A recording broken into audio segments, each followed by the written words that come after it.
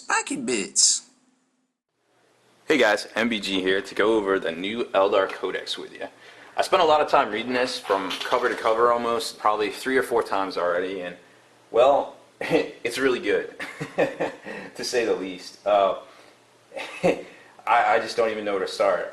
Okay, so I want to go over some general, just kind of some of the new changes from the last book to this book, and also kind of go over some general tactica and how, you know, as we start progressing through like what's doing what and what changed, like how you can use psychic powers or other outside abilities or normal special rules to even bolster it even more. Because on paper, some of the units don't look that good, but then when you take into account some of the psychic powers that are out there, some of the warlord traits, etc., it starts getting a little silly.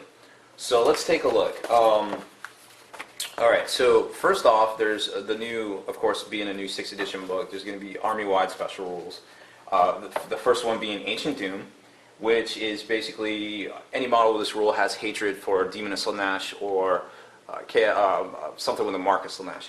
Also, when they're in combat with said units, when making fear tests, they're at -1 because they both fear and loathe Slaanesh. Then they have the battle focus, which is what everybody was kind of talking about earlier in the week, where that basically lets them run, shoot, or shoot, run. Obviously, first and foremost, it almost seems better to shoot and then run backwards out of harm's way or into cover or, you know, around the corner or out of sight, etc., or back into range of psychic powers. So, you know, first and foremost, that seems like a good thing. Now, it doesn't always work because when you run, it's just a random d6. However, there are both both warlord traits and psychic powers that add +1 to your run roll for, you know, a range or the warlord's unit or something like that. So keep that in consideration too.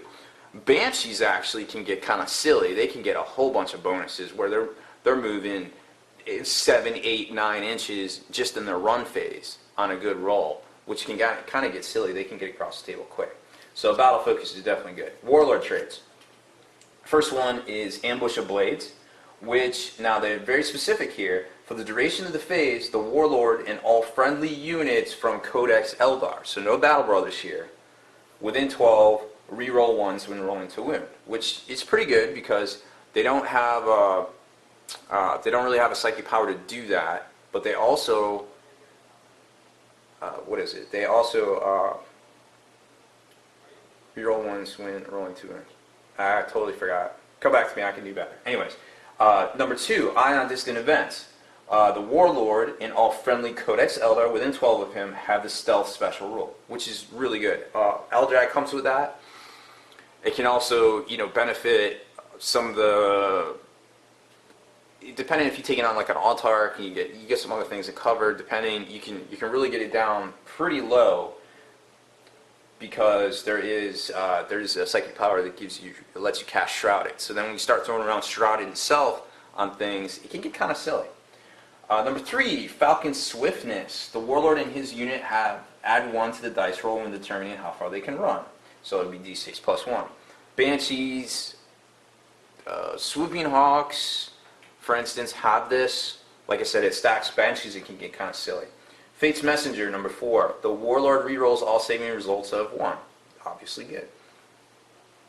5. Mark of Incomparable Hunter. The Warlord has the Split Fire special rule. Fugin and Magon Ra both have this Warlord trait standard. Fugin actually has Crack Shot, actually along with Magon Ra. Anyways, so Fugin can actually split fire with his Meltagun, which is kind of silly, and also really good. Number 6, Seer of the Shifting Vector. Friendly units, again from Codex Eldar only, arrived by Deep Strike do not scatter as long as the first model is placed within 6 inches of the Warlord. Pretty good for depending on what you're trying to do, etc., etc. Then you get into the actual, unit entry area, and there was all sorts of like crazy special rules and new weapons and such. So I just skipped over to the Forge of All on page 62 and just started reading the new weapons and any changes and things like that. First off, the thing that jumped out to me was the D weapon entry. So there's more D weapons now. Obviously, there's the traditional D cannon, which is the artillery piece. It's still barrage, it's still blast, However, this time it's strength 10 and an AP2.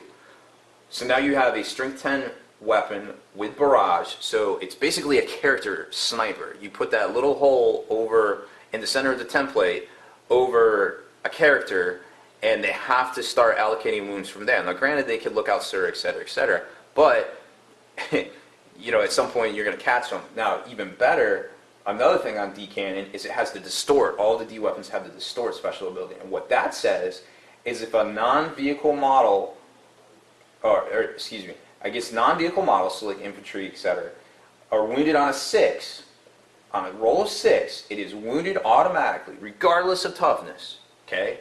I don't know why a 6 wouldn't wound to begin with, but sure. And has the instant death special rule. So you're wounded and instant death. Make an invulnerable save or you're dead. Or I guess cover at that point. In addition to, the weapon rolls re-rolls, or if the weapon rolls a 6 for armor pen, it automatically causes a penetrating hit. So boom. And your AP2, so you get +1 to the chart right off the bat. So it's kind of like gauze, but super good. So all of the D weapons have that. So you got your D cannon, you got your Wraith cannon, which is the traditional Wraith Guard weapon, which is 12-inch range, strength 10, AP2, pretty much the normal thing we're used to, assault 1, of course. So we're used to that. Then there's the D scythe, which is the new weapon. It's a template weapon. The Wraith Guard can also get it. Strength 4, AP2, distort. So that could just get silly. Because keep in mind now, it's a template weapon. So if you charge Wraith Guard with this, they get D6 shots. It's kind of like Flamers used to be. Remember the summer of Flamers and Screamers? Nobody would assault them because they would get D6 shots per dude Overwatch. So imagine if you have some sort of guide ability on them and you charge them. Strength 4, AP2 shots, reroll the hit, still have to hit on 6s.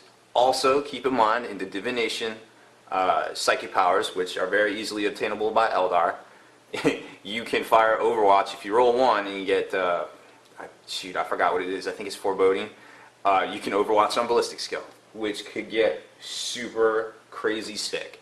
So you got these 3-up save dudes running around, they're, you know, you're not going to assault them, you're going to get shredded, or they're going to come up and they're going to shred you. Like, what do you do? I don't even know. Like, that's a tactician's dilemma right there. So you got the D scythe, the heavy D scythe, which is on the vehicle. It's just a blast version of that template that weapon, the D scythe I just talked about. You got the Wraith cannon, which is the traditional gun, the D cannon, which is the old artillery gun, and then you got the heavy Wraith cannon, which is on the what are they? The Wraith Knights. 36-inch. It's just basically a bigger version of the Wraith cannon at 36 inches. So all very good, viable weapons with an amazing ability called Distort.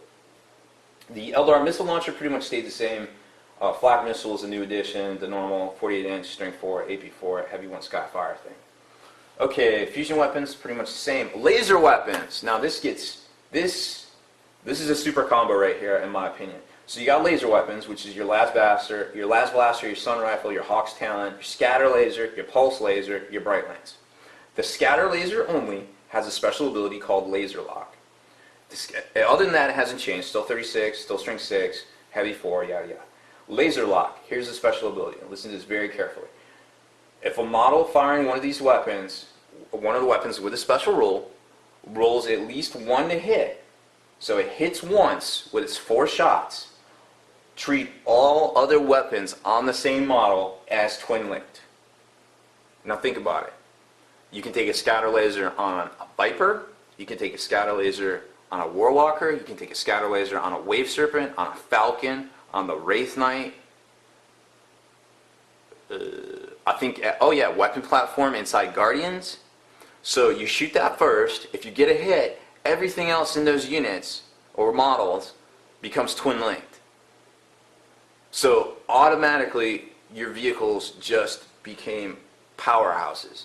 Because remember how we always used to joke that the Eldar vehicles were like piloted by like the farmers and the guys cutting the grass and the guys that do the pottery on the craft world because they could never hit and they were terrible and really they were just there to like soak up fire and drop dudes off. Well now they're actually piloted by warriors and they're going to do work. There's also some changes to Wave Serpent too that are very definitely worth talking about here in a minute. So keep that rule in mind because it can get silly. Monofilament weapons pretty much are the same. They get a bonus if the target you're hitting is toughness 3. I think they get a +1 strength bonus or something. Nothing too crazy or really super worth taking a bunch of time on. The prism cannon, however, the fire prism just got tactically, probably one of tactically the best units in the book here, because the prism cannon now has 3 modes of fire, and to get any of them you do not need to field two fire prisms to do it. So you can take a single fire prism. It has 3 modes of fire. The first one, all of them shoot 60 inches, 5 feet.